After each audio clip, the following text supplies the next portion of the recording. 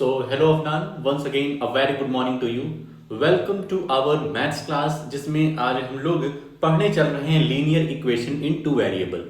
तो ये एक ऐसा चैप्टर है जो कि 2 संडे को हम लोगों ने डिस्कस किया है और most of the question discuss हो चुके हैं, कंप्लीट किए जा चुके हैं। जो क्वेश्चन रिमेनिंग है जिसमें कुछ दिक्कत है तुम्हें और एक एग्जाम्पल हमें बताना है, तो वो अपनी इस क्लास में हम डिस्कस करेंगे। ठीक है, फुल कंसंट्रेशन के साथ भाई साहब रहिए, क्योंकि ये जो जो भी चीजें पढ़ाएंगे वो टेस्ट में आएगा अपने अगले संडे में। ठीक है, तो अच्छे परफॉर्मेंस करना है हम लोगों को, तो इस वजह से फुल कंसंट्रेशन तुम्हारी तरफ से भी होना चाहिए और हमारी तरफ से भी। ठीक, तो चलते हैं अपने पीपीटी की तरफ।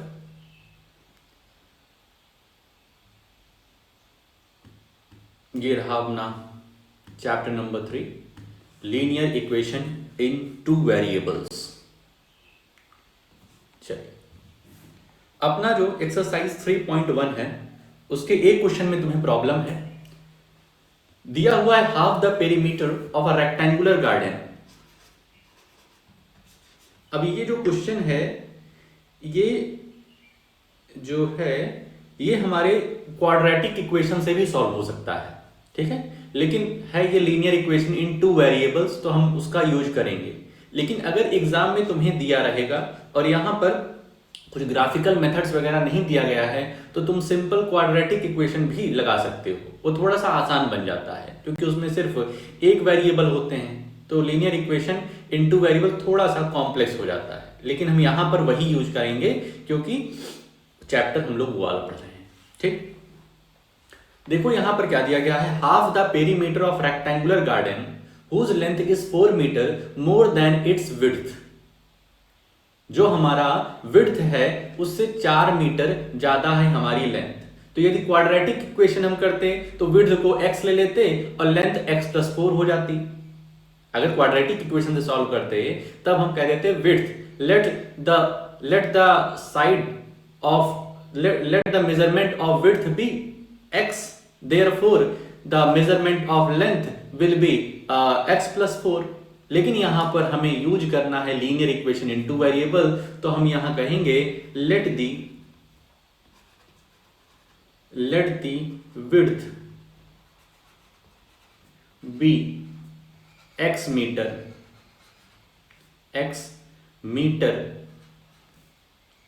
एंड लेंथ बी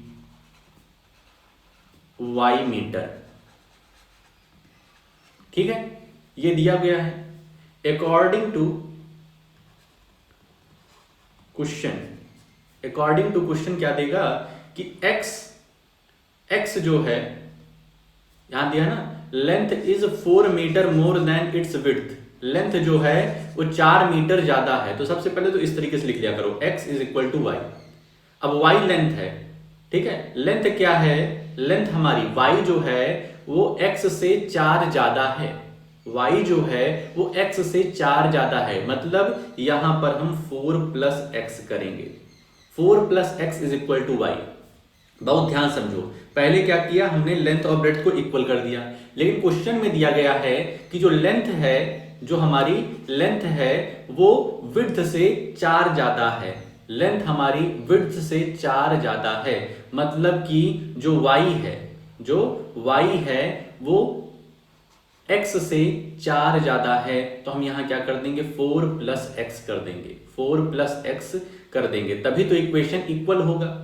तभी तो मान लो ये 2 था, ये हमारी ब्रेड्थ 2 थी और लेंथ हमारी 6 थी। तो यहां से देखो लग रहा है ना कि लेंथ जो है वो सॉरी जो हमारी लेंथ है वो ब्रेड्थ से 4 ज्यादा है। लेंथ हमारी ब्रेड्थ से 4 ज्यादा है, तो हम क्या करेंगे, यहां पर +4 करेंगे, तभी तो इक्वेशन इक्वल बनेगा। इधर भी 4 + 2, इधर 6। तो इस तरीके से 4 + x = y हम लोग यहां पर कर देंगे। ठीक, यहां तक बात क्लियर हो गई होगी, ये कैसे हम कर दिए। अब पेरीमीटर का क्या फॉर्मूला होता है, पेरीमीटर का फॉर्मूला होता है 2 × लेंथ + ब्रेड्थ। 2 लेंथ अपनी कितनी है y प्लस ब्रेड्थ है अपनी x। 2 y की जगह हम लोग 4 प्लस एक्स लग सकते हैं, सब्स्टिट्यूशन प्लस x, ये कितना हो जाएगा 2, 4 प्लस 2x, और यदि इसको सॉल्व करेंगे तो ये हो जाएगा 8 प्लस 4x। पेरीमीटर अपना, पेरीमीटर क्या आ गया 8 प्लस 4x। लेकिन हमें यहां क्या गिवन है कि हाफ द पेरीमीटर, जो इस रेक्टेंगल का पेरीमीटर होगा उसका हाफ 36 मीटर है, मतलब हाफ द पेरीमीटर। अगर हम हाफ द पेरीमीटर करेंगे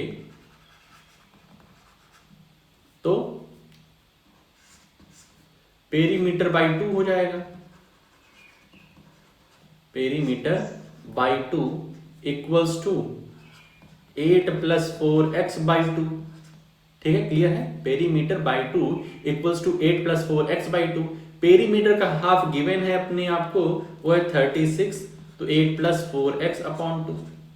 यहां से अपनी x की वैल्यू निकल आएगी, 36 2 जा 72 हो जाएगा, 8 प्लस 4x हो जाएगा, 8 प्लस 4x हो जाएगा। तो हमारे 4x की वैल्यू आ जाएगी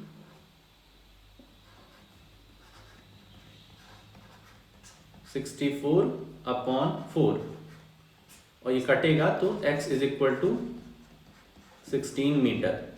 x is equal to 16 metre है, और इसको फर्स्ट इक्वेशन मान लो, तो put the value of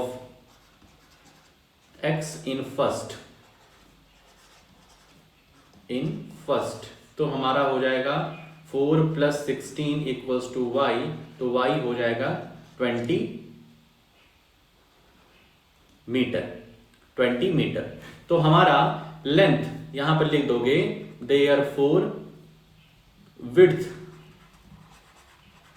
width equals to, width कितनी आ गई, विड्थ को हम लोगों ने x माना था तो वो आ गई 16, और लेंथ अपनी आ गई 20 मीटर। यहां पर देख लो कि लेंथ जो है वो विड्थ से 4 ज्यादा है, लेंथ विड्थ से 4 ज्यादा है, और इसका यदि पेरीमीटर निकालोगे उसका हाफ कर दोगे 36 ही आएगा। ठीक है, तो इस तरीके से क्वेश्चन हो गया, सिंपल है, बहुत ज्यादा कॉम्प्लेक्स नहीं है। बस यहां पर हमको 2 वेरिएबल लेने हैं। एग्जाम में तुम क्वाड्रेटिक इक्वेशन से भी कह सकते हो, अगर यहां पर नहीं गिवन रहेगा तब। अगर ऊपर गिवन रहेगा कि इसको लीनियर इक्वेशन इनटू वेरिएबल की हेल्प से निकालना है, तब इसी तरीके से करोगे। ठीक है, ध्यान रखना, अगर क्वाड्रेटिक इक्वेशन से कर दोगे फिर नंबर नहीं मिलेगा, जो उसमें गिवन रहेगा उसी हिसाब से करना है तुम्हें। कुछ भी नहीं गिवन है तब तुम अपने आप से, अपने दिमाग से कोई भी मेथड यूज कर सकते हो, आंसर सेम आएगा। लेकिन गिवन है तो फिर वही करना पड़ेगा। अगला चलते हैं एक्सरसाइज 3.2 का ये 5th क्वेश्चन। फर्स्ट का 5th क्वेश्चन तो मैं बहुत डरा रहा है, तो इसको भी सॉल्व करते हैं। यहां पर हमें 2 इक्वेशन दिया गया है और सब्स्टिट्यूशन मेथड 3.2 एक्सरसाइज में सब्स्टिट्यूशन मेथड का यूज करना है। तो इसको हम फर्स्ट इक्वेशन मान लेते हैं, इसको हम लोग सेकंड इक्वेशन मान लेते हैं। Taking the second equation,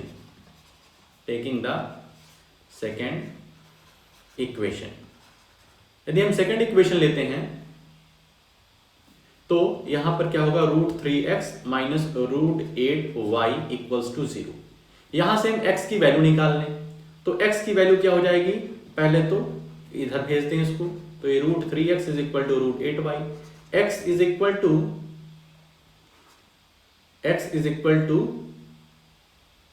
√8 upon √2, अरे सॉरी √3, √8 अपॉन √3y। कुछ इसी तरीके से भाई, इधर मल्टीप्लीकेशन में था √3, इधर आएगा तो डिवीजन में हो जाएगा, तो √8 अपॉन √3 y, x की वैल्यू आ गई। Put the value of x in first equation. तो फर्स्ट इक्वेशन में यदि हम वैल्यू पुट करेंगे तो कुछ इस तरीके से आएगा, √2 मल्टीप्लाइड बाई √8 अपॉन √3y।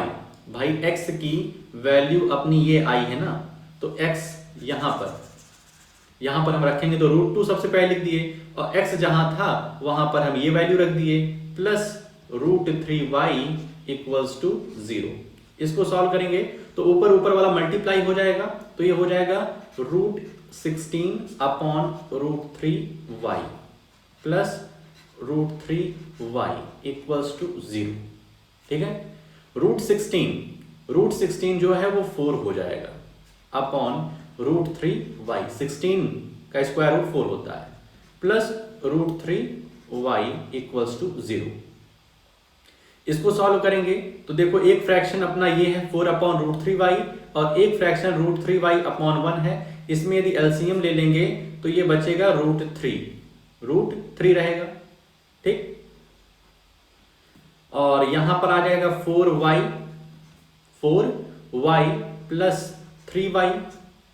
ठीक है, देखो ये √3 1 से डिवाइड होगा तो आंसर √3 आएगा, और √3 मल्टीप्लाई होकर के 3 हो जाएगा, 3y। ठीक है, equals to 0। 4y plus 3y 7y हो जाएगा, और √3 का मल्टीप्लाई 0 में कर दो, क्रॉस मल्टीप्लीकेशन, तो 7y equals to 0, therefore y equals to 0। y की वैल्यू आ गई, इसको थर्ड इक्वेशन मान लो। Put the value of y in third equation. तो थर्ड इक्वेशन में यदि y की वैल्यू रखोगे, y की वैल्यू 0 रखोगे तो x की वैल्यू भी 0 आ जाएगी। ठीक है, तो यहां लिखोगे therefore the value of x and y are 0। x और y दोनों की वैल्यू क्या है अपने इस इक्वेशन में 0 है। ठीक है, समझ में आ गया। तो सब्स्टिट्यूशन मेथड से हम लोगों ने यहां पर लगा दिया, एलिमिनेशन मेथड से भी लग सकता है, लेकिन ये जो एक्सरसाइज है ये सब्स्टिट्यूशन मेथड वाली है तो उसी हिसाब से कर देंगे। आगे चलते हैं। अब सेकंड, थर्ड, फोर्थ और फिफ्थ, ये 3 क्वेश्चन तुम्हें नहीं आ रहे थे, तो सबसे पहले सेकंड क्वेश्चन पे आते हैं। बहुत ही आसान क्वेश्चन है, बस यही है कि संघर्ष करते नहीं हो, तो बस सोचते हो एक बार लगाया नहीं आया तो सर जी से पूछ लेते हैं, यही गलती है। The larger of two supplementary angle exceeds the smaller by 18 degrees. तो सबसे पहले जो सप्लीमेंट्री है, इसका मतलब समझ लो। सप्लीमेंट्री मतलब होता है कि दो एंगल का सम, किन्हीं दो एंगल का सम 180 डिग्री हो जाता है, तो उसको सप्लीमेंट्री कहते हैं। एक सप्लीमेंट्री होता है, एक कॉम्प्लीमेंट्री होता है। तो कॉम्प्लीमेंट्री दो एंगल का सम जब 90 डिग्री होता है तब कॉम्प्लीमेंट्री, और दो एंगल का सम जब 180 डिग्री होता है तो सप्लीमेंट्री एंगल बोलते हैं। ठीक है, तो यहां सप्लीमेंट्री की बात कह रहे हैं। The larger of two supplementary angle exceeds the smaller by 18 degrees. तो यहां पर देखो, लेट कर लो, let the larger angle be x and the smaller be y। ठीक है, ये भी तुम्हारा क्वाड्रेटिक इक्वेशन से लग सकता है, लेकिन चैप्टर अपना लीनियर इक्वेशन इन 2 वेरिएबल है तो वही यूज करेंगे। Let the larger angle be x and the smaller be y। ठीक है, लार्जर हमारा x हो गया और स्मॉलर हमारा y हो गया। क्लियर। तो पहला केस क्या कह रहा है, the larger of two supplementary. पहली बात तो यह है कि x plus y equals to 180 degree होगा। ठीक है, क्योंकि सप्लीमेंट्री है, both are supplementary angle, supplementary angle. अब दूसरा इक्वेशन कैसे निकलेगा, तो देखो, the larger of two supplementary angle exceeds the smaller by 18 degree. मतलब इस तरीके से कर सकते हो, दो तरीके से देखो, x is equal to y कर दिया सबसे पहले। अब जो x है वो y से कितना ज्यादा है, 18 डिग्री ज्यादा है ना, 18 डिग्री ज्यादा है। तो मतलब इक्वेशन बनाने के लिए, इक्वल करने के लिए, दोनों वैल्यू इक्वल करने के लिए हम y प्लस 18 कर देंगे। कह रहा है कि जो लार्जर एंगल है x जो है वो y से 18 ज्यादा है, y से 18 ज्यादा है, 18 ज्यादा है। तो दोनों को इक्वल बनाने के लिए, x और y को इक्वल बनाने, क्योंकि यहाँ पे इक्वल का साइन लगा है, x और y को इक्वल बनाने के लिए हम y में 18 ज्यादा दे दिए। अब ये बहु गया, दो इक्वेशन हमारे सामने आ गए, एक x plus y equals to 180, और इसको थोड़ा सा अच्छे लिखने के लिए हम लोग ऐसे कर देते हैं x minus y is equal to 18, या तो ऐसे ही रहने देते हैं, कोई दिक्कत नहीं है। ये अपना फर्स्ट इक्वेशन, ये अपना सेकंड इक्वेशन। अब सेकंड इक्वेशन में x की वैल्यू आ गई है, x is equal to y plus 18। कैसे निकाला है बताया, put the value of x in first equation. First equation में यदि हम वैल्यू पुट करते हैं तो कुछ अपनी इस तरीके से हो जाएगी,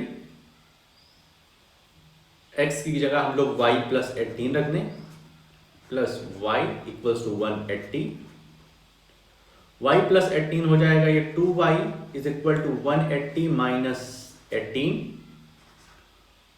y is equal to 180 minus 18 upon 2 हो जाएगा। 180 ये करेंगे तो ये आ जाएगा 10 में से 8 गया 2, 17 में से बन गया 16, 162 अपॉन 2, 2 8 जा 16, 81 डिग्री। y की वैल्यू क्या हो गई, 81 डिग्री। ठीक है भाई, अब put the value of y in second equation.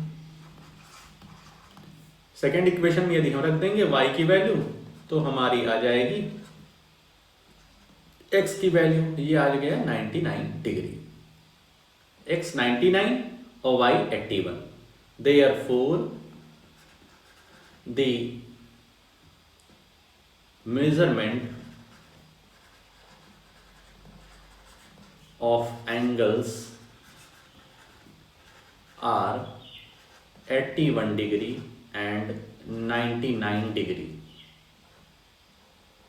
ठीक है, 81 डिग्री और 99 डिग्री हमारा आ गया। ठीक है, समझ में आया, सिंपल था भाई साहब, बहुत टफ नहीं था। ठीक है, आगे चलते हैं। हाँ, ये क्वेश्चन था टफ, ये जो क्वेश्चन तुम पूछे हो ये थोड़ा सा क्रिटिकल था और ये क्वेश्चन इंपॉर्टेंट भी है भाई साहब। ठीक है, तो इसको अच्छे से समझ लेना और अच्छे से ट्राई वगैरह कर लेना खुद से कि आ रहा है कि नहीं आ रहा है तुम्हें। The taxi charges in a city consist of a fixed charge together with the charge for the distance covered. ठीक है, इसका मतलब होता है एक टैक्सी जो है, सिटी में टैक्सी चलती है, ठीक है, तो उसमें दो तरह के चार्ज लग रहे हैं। एक उस पर फिक्स्ड चार्ज लग रहा है कि आप उसमें बैठेंगे तो आपको इतना चार्ज देना ही देना पड़ेगा। ठीक है, आप बैठेंगे, भले 1 किलोमीटर के लिए बैठ रहे हैं, भले 5 किलोमीटर के लिए बैठ रहे हैं, लेकिन उस टैक्सी का एक चार्ज है कि आप उसमें बैठे तो इतना पैसा पहले देना पड़ेगा, प्लस जितना डिस्टेंस आप कवर करेंगे उसका अलग। ठीक है, दो तरीके की चार्ज है, एक टैक्सी में बैठने का और एक टैक्सी में ट्रैवल करने का। ठीक है, दो तरीके के चार्ज समझ में आ गया। For a distance of 10 kilometre, अगर 10 किलोमीटर कोई चलता है the charge paid is 105, charge को कितना पे करना पड़ रहा है, 105। And the journey of 15 kilometre the charge paid is ₹155, और यदि हम 15 किलोमीटर चलेंगे तो हमको 155 रुपए देना पड़ रहा है। 10 किलोमीटर का 105, 15 किलोमीटर का 155। What are the fixed charge and the charge per kilometer? हमें बताना है। इसमें दो क्वेश्चन पूछा गया है, एक तो ये पूछा है फिक्स्ड चार्ज और चार्ज पर किलोमीटर का क्या रेट है, और दूसरा पूछा है how much does a person have to pay for travelling a distance of 25 kilometre, और यदि 25 किलोमीटर कोई पर्सन चल रहा है तो उसको कितना पेमेंट करनी पड़ेगी। ठीक है, दो क्वेश्चन है, दो क्वेश्चन है अपना यहां पर, तो सॉल्व करते हैं। सबसे पहले तुम्हें हम ये बताए कि यहां पर दो तरीके के चार्ज लग रहे हैं, टैक्सी में बैठने का एक चार्ज और टैक्सी में ट्रेवल करने का दूसरा चार्ज। तो एक फिक्स्ड चार्ज है और एक है charge for the distance covered. तो हम यहां पर दो चार्ज को लेट कर लेते हैं, let the fixed charge, fixed charge is equal to x rupee. ठीक है, x rupee, and the charge for the distance covered, charge for the distance covered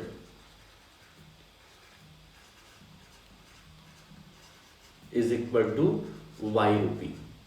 देखो x हमेशा क्या है, फिक्स है, टैक्सी में बैठना है तो इतना हमको रुपया देना है, एक्स रुपीज देना ही देना है। लेकिन वाई जो है ये फिक्स नहीं है, ये डिपेंड करेगा कि आपको कितना डिस्टेंस ट्रेवल करेंगे, ये उस पर डिपेंड करेगा। लेकिन एक्स तो हमारा फिक्स रहेगा, चाहे 10 किलोमीटर चलो, चाहे 50 किलोमीटर चलो, चाहे 1000 किलोमीटर चलो, एक्स तुम्हारा फिक्स रहेगा, उतना ही अमाउंट तुम्हें देना है। लेकिन वाई डिफर करेगा, वो डिफर करेगा कि आप कितना किलोमीटर चलते हैं। तो यहां पे लिखेंगे case one for distance of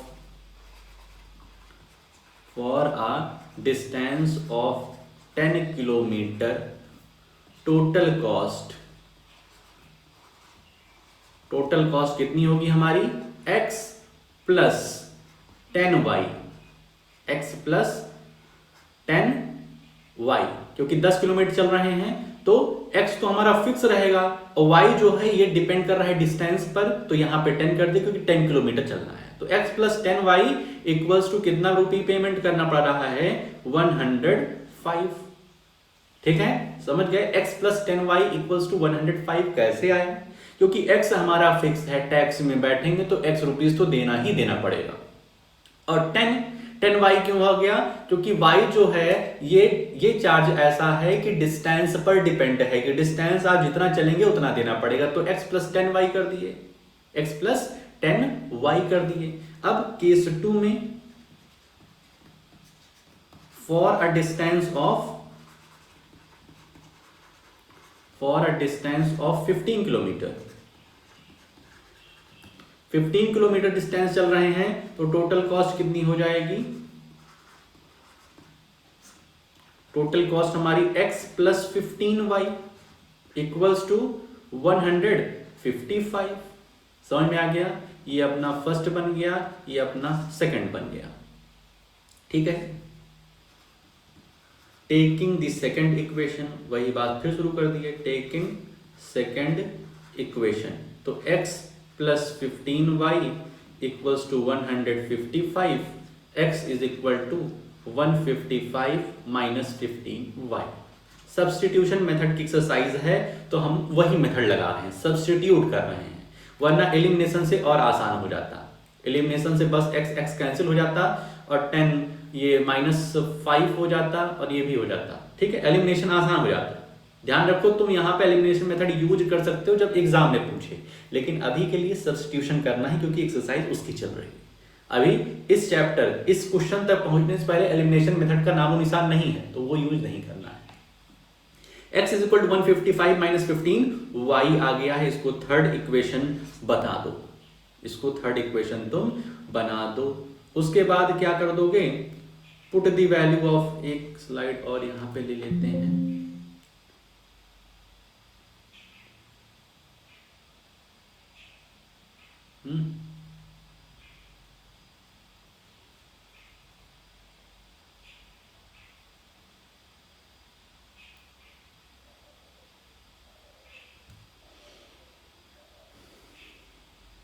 एक स्लाइड और ले लेते हैं यहां पर।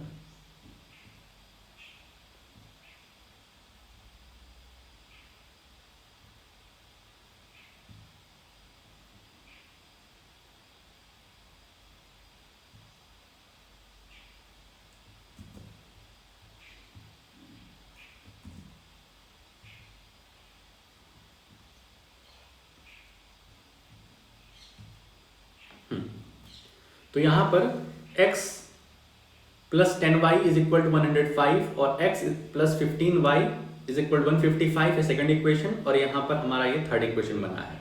तो हम क्या करेंगे, put the value of x in first equation.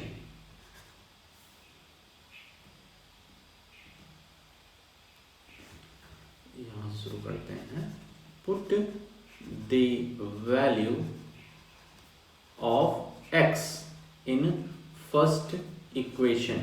First equation अपना क्या है, x plus 10y equals to 105।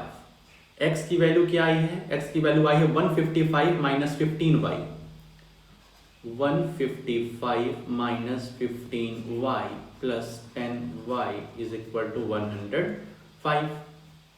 इसको सॉल्व करेंगे, 155 155 ही रहेगा, ये -5y हो जाएगा इक्वल्स टू 105 हो जाएगा।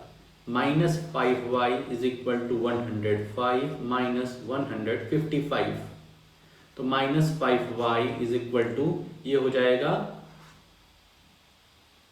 50, -50, माइनस से minus cancel, y equals to 50/5 equals to 10, तो y इज इक्वल टू क्या हो जाएगा 10 रुपीज। y कितना आ गया 10 रुपीज। अब यहां लिख देंगे put the value of y, put the value of y in third equation. Third equation अपना क्या था 155, थर्ड इक्वेशन क्या था x is equal to 155 minus 15y, तो x is equal to 155 minus 15 multiplied by 10, तो x इज इक्वल टू हो जाएगा 155 minus 150 is equal to 5 rupee. ठीक है, तो therefore fixed charge is equal to 5 rupee and the charge per kilometre, charge per kilometre is equal to, उसको violet किया था हम लोगों ने, उसका 10 रुपी आ गया। समझ में आया? क्वेश्चन शानदार था, ये क्वेश्चन इंपॉर्टेंट है भाई साहब।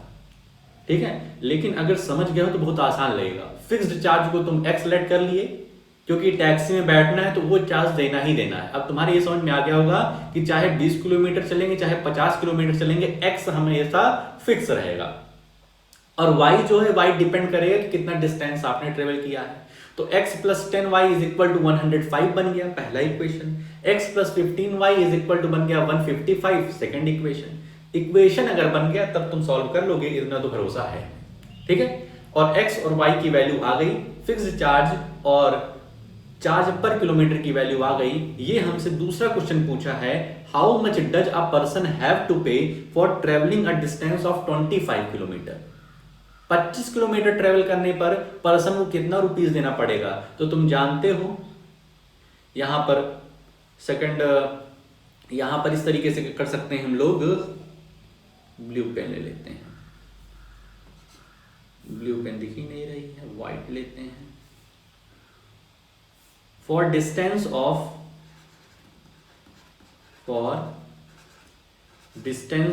25 किलोमीटर, 25 किलोमीटर के लिए क्या इक्वेशन बनेगी हमारी, x प्लस 25y, क्योंकि x तो हमेशा फिक्स रहेगा चाहे जितना चलो, y जो है वो डिस्टेंस पर डिपेंड करेगा। तो x की वैल्यू 5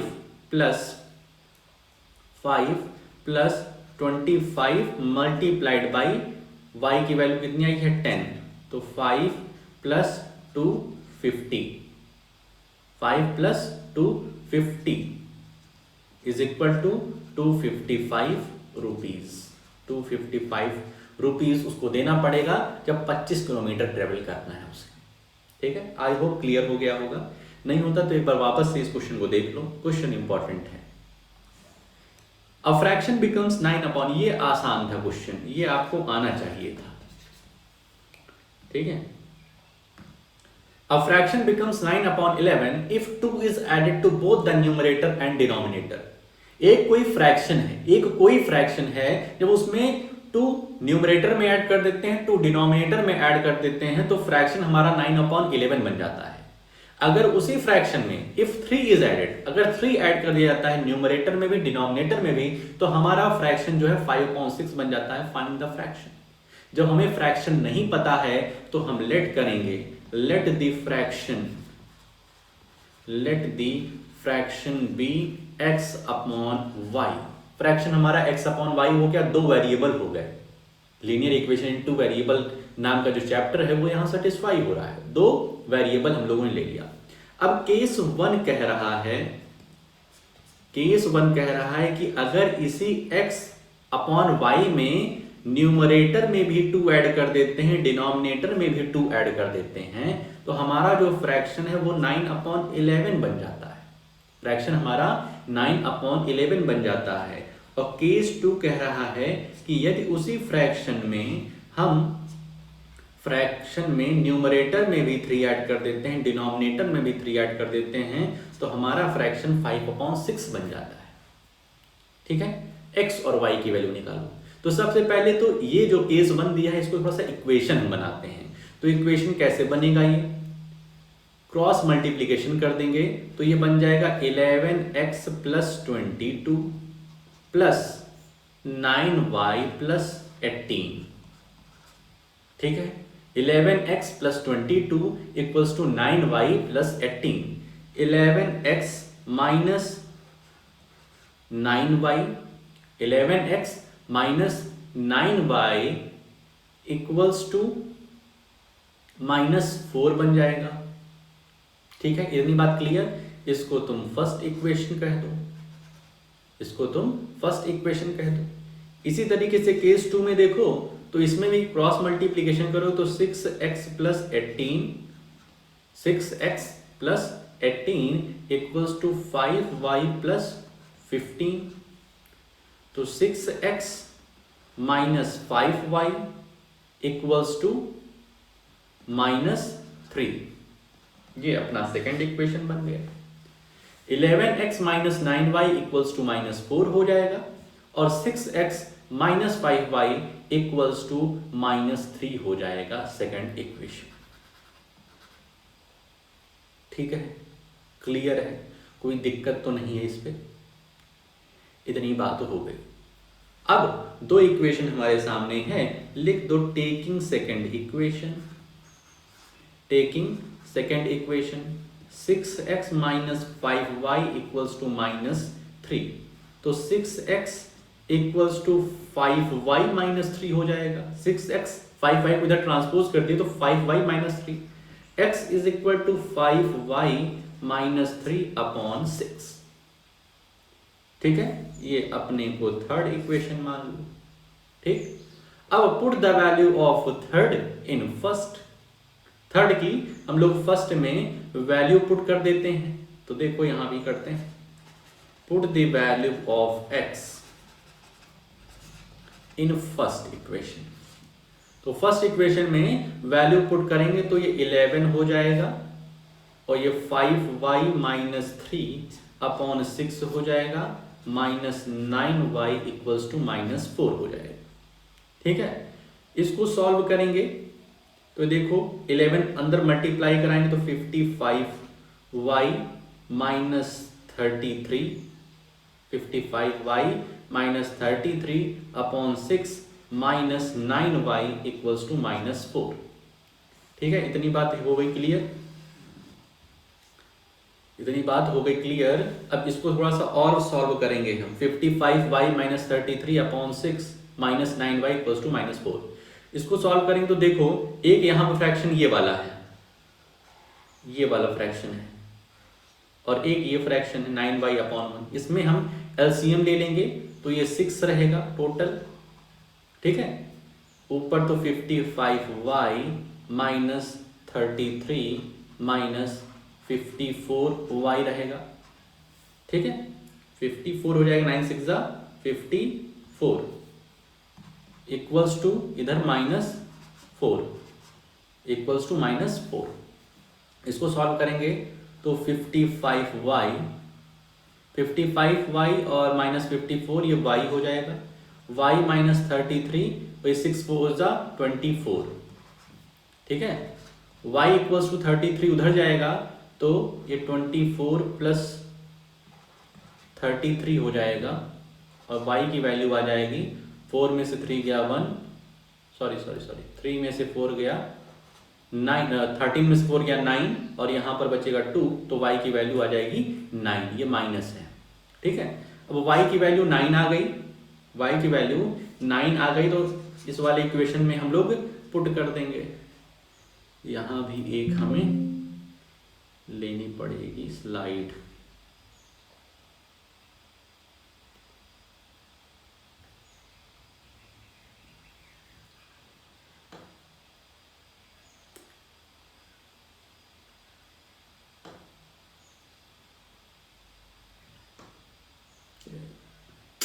इरेज हो गया भाई साहब। चलो ठीक है, y की जो वैल्यू आई है वो थर्ड इक्वेशन में पुट करो तो x की वैल्यू आ जाएगी। ठीक है, y की वैल्यू तुम्हारी 9 आएगी है तो x की वैल्यू भी कुछ आ ही जाएगी। तो इस तरीके से कर देना, क्योंकि स्लाइड इरेज हो गई तो अब वापस से पूरा क्वेश्चन करना पड़ेगा हमें, तो इसको छोड़ते हैं यहाँ पे, तो उसको हो जाएगा तुम्हारा। ठीक, अब आते हैं एग्जाम्पल नंबर 10 पे। ये भी मोस्ट इंपॉर्टेंट क्वेश्चन है। ठीक है, ऐसे क्वेश्चन बनते हैं, ऐसे क्वेश्चन बोर्ड एग्जाम में आते हैं। ठीक है, तो इस वजह से इसको भी अच्छे से समझ लीजिए। The sum of a 2 digit number and the number obtained by reversing the digit is 66। कह रहे हैं कोई भी हमारे पास नंबर है, बहुत ही ध्यान पूर्वक समझिए, कोई भी हमारे पास नंबर है, कोई भी नंबर है, वो नंबर प्लस उसके डिजिट को रिवर्स कर दें। कोई 2 डिजिट नंबर है, मान लेते हैं 28 है, मान लेते हैं 28 है, प्लस 82 कर देते हैं, प्लस 82 कर देते हैं, तो इसका सम कुछ आता है, इसका सम कुछ आता है। ठीक है, यही दिया है, the sum of 2 digit number and the number obtained by reversing it is 66। मान लो 66 आता है। ठीक है, और कह रहा है दूसरा केस दे रहा है, if the digit of the number differ by 2। ये जो डिजिट हैं ये एक दूसरे से 2 नंबर डिफर करते हैं, तो हमारा how many such numbers are there, तो कौन कौन से वो नंबर होंगे ये हमें बताना है। ठीक है, देखो सबसे पहले मतलब समझ जाओ कि जब 2 डिजिट का नंबर देता है, वही एकदम इंपॉर्टेंट चीज है जो बताएं चल रहे हैं। जब हमें 2 डिजिट का कोई नंबर देता है, 82 दे दिया, 48 दे दिया, 36 दे दिया, तो इसका मतलब क्या होता है? इसका मतलब होता है कि जो यूनिट डिजिट है, जो यूनिट डिजिट है उसमें मल्टीप्लाइड बाई 1 होता है, और जो हमारा टेंस डिजिट है, जो हमारा टेंस डिजिट है मल्टीप्लाइड बाई 10 होता है। मतलब कि इसको हम लोग इस तरीके से लिख सकते हैं 2 मल्टीप्लाइड बाई 10 प्लस 8 या 8 मल्टीप्लाइड बाई 1। ठीक है, 82 को हम लिखते हैं 8 मल्टीप्लाइड बाई 10 प्लस 2। 48 को लिखा जाता है 4 मल्टीप्लाइड बाई 10 प्लस 8। इसको 4 प्लस 8 नहीं लिख सकते हैं हम लोग। ठीक है, 4 मल्टीप्लाइड बाई 10 प्लस 8। 36 को लिखा जाता है 3 मल्टीप्लाइड बाई 10 प्लस 6, तब जाकर के वो 36 बनेगा, तब वो जाकर के 48, तब वो जाकर 82, और तब जाकर के वो 28 बनेगा। यदि इस तरीके से एक्सपेंशन होगा तब 2 प्लस 8 कर देंगे तब 10 बन जाएगा। समझ रहे हो बात? तो यहां पर इसी मेथड्स का हम इस्तेमाल करने चल रहे हैं। बहुत ही अच्छे से समझिए, क्वेश्चन आपका इंपॉर्टेंट है, most important. Let the first number be, भाई 2 डिजिट का नंबर है तो एक्स वाई करेंगे। Let the first number be x y and the other number, जो दूसरा नंबर होगा वो क्या होगा? वो वाई एक्स होगा, क्योंकि रिवर्स किया जा रहा है। Let the first number, first 2 digit number, ऐसे कर दो, first 2 digit number be x y and the other 2 digit number be y x. इसको लिख ही लेते हैं थोड़ा सा और अच्छे से। Let the first 2 digit number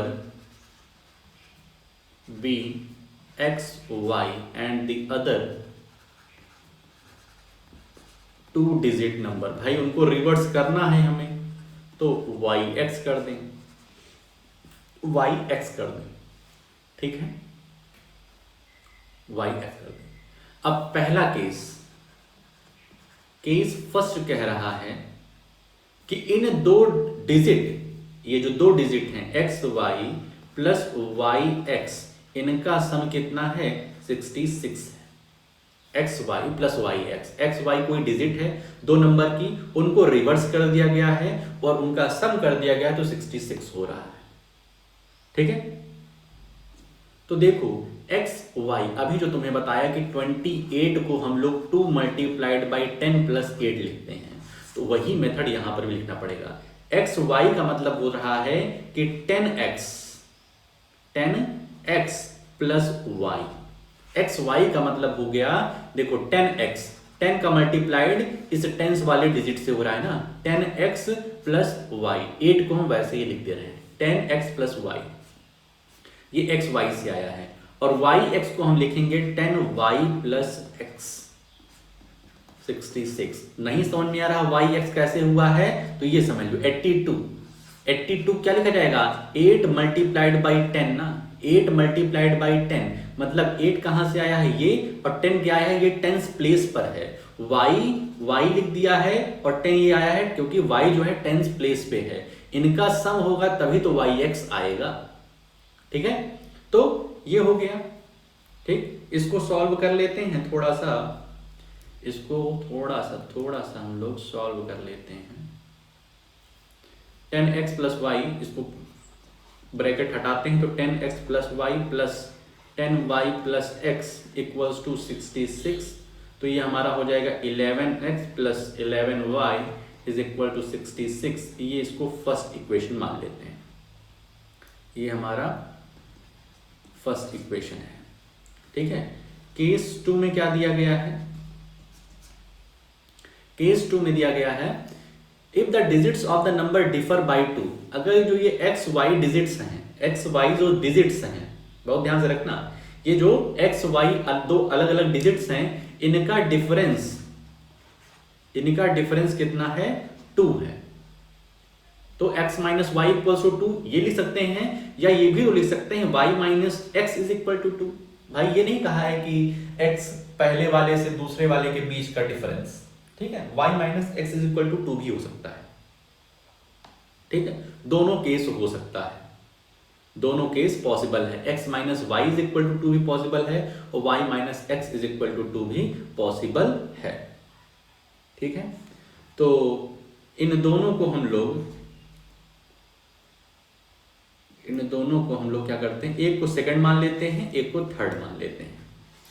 ठीक है, दोनों ही पॉसिबल है। अब अगर हम लोग सेकंड इक्वेशन लेते हैं, टेकिंग सेकंड इक्वेशन करते हैं तो हमारी x की वैल्यू 2 प्लस वाई हो जाएगी, x की वैल्यू 2 प्लस वाई हो जाएगी। ठीक है, x is equal to 2 plus y. Put the value in first, इसकी वैल्यू हम लोग फर्स्ट में पुट करते हैं तो 11x plus 11y is equal to 66 है। x जहां पर है वहां पर 2 प्लस वाई रख दो, वहां पर इसको अलग इक्वेशन अलग उसमें करते हैं। ठीक है, साफ करते हैं भाई साहब। यहां लिखते हैं टेकिंग सेकेंड इक्वेशन।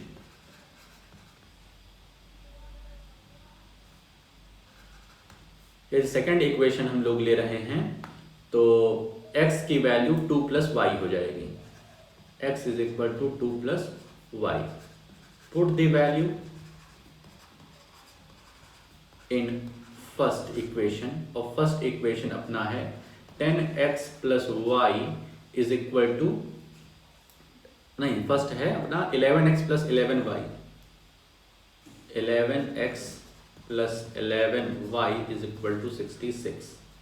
11x जगह 2 प्लस y रख दिया plus 11y is equal to 66।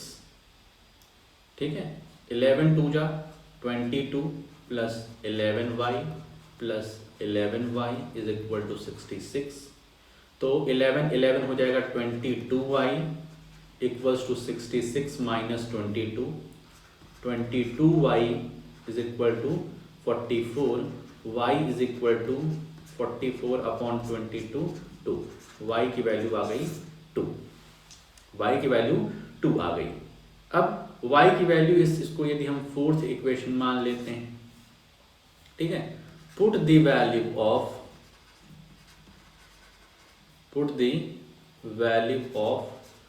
y in fourth में रखेंगे तो x की वैल्यू क्या हो जाएगी, x की वैल्यू अपनी हो जाएगी 4, x की वैल्यू 4 हो जाएगी। तो हमारा जो नंबर होगा, therefore the number will be, first number हमने क्या लिया था, एक्स वाई लिया था ना, तो वो क्या हो जाएगा 42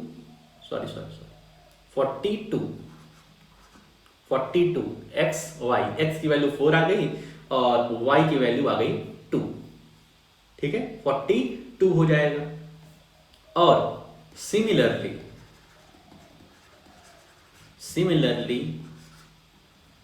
इफ वी टेक, यहां से भाई साहब अगर हम ये वाला इक्वेशन लेते, थर्ड वाला, अगर हम लोग यहाँ पे जो सेकंड इक्वेशन की जगह थर्ड लेते, तब यहाँ पर x और y की वैल्यू चेंज हो जाती। सिमिलरली इफ वी हैव, इसको कर लेना, थोड़ा सा बढ़ा देना, if we have taken third equation, तो y की वैल्यू क्या हो जाती, y की value x plus 2, y is equal to x plus 2 हो जाती। इसको हम लोग फर्स्ट इक्वेशन में पुट करते, y is equal to x plus 2 की वैल्यू हम लोग फर्स्ट इक्वेशन में पुट करते, जो कि है, यहां पे लिखते हैं इसे, put the value of y in first, तो फर्स्ट है अपना 11x प्लस 11, y की जगह x प्लस 2 रख देते, इज इक्वल टू 66, तो 11x plus 11x plus 22 is equal to 66, तो ये 22x इज इक्वल टू 44 और x की वैल्यू आ जाती 2, और जब x की वैल्यू 2 आती तो y की वैल्यू हमारी 4 आ जाती। जब इस इक्वेशन को हम यहाँ फोर्थ में रखते, यहाँ पर हम लोग फोर्थ में रखते, तो हमारी यहाँ पर ये वाले में फिफ्थ वाले में रखते, तो हमारी y की वैल्यू 4 आ जाती। तो यहाँ से हमारा कौन सा नंबर बनेगा, 24। यहाँ से हमारा नंबर कौन सा बनेगा, 24, क्योंकि एक्स वाई हम लोगों ने लेट किया था ना, तो एक्स वाई क्या हो जाएगा, 24 हो जाएगा। समझ में आ रहा है बात, ठीक है। तो हमारे दो नंबर बन रहे हैं, एक 42 और हमारे दो नंबर बन रहे हैं, एक 42 एक 24 करके रिवर्स कर देंगे तब भी काम बन जाएगा, और इसके अलावा कोई और नंबर नहीं होगा। मतलब दो ऐसे नंबर हैं 42 और 24। तो यही अपना आंसर है। एग्जाम्पल नंबर 10 भी क्लियर हो गया होगा। तो अब तुम्हारे पास काम ये रहेगा कि जो भी हम पढ़ा दिए हैं आज के क्लास में, इसको अच्छे से समझ लेना, रिवाइज कर लेना, और फिर भी किसी क्वेश्चन में दिक्कत परेशानी बन रही है तो शाम को पूछ लेना, ठीक है। और एक्सरसाइज थर्ड वाली पर फोकस करो, पूरे क्वेश्चन कर डालो। जो क्वेश्चन नहीं आ रहे हैं शाम को कहो, सर जी इस क्वेश्चन में हमें दिक्कत है, ये वाला क्वेश्चन बताइए, ठीक है। तो आज के लिए हम लोग बस इतना ही रखते हैं, मिलते हैं नेक्स्ट वीडियो में। ओके।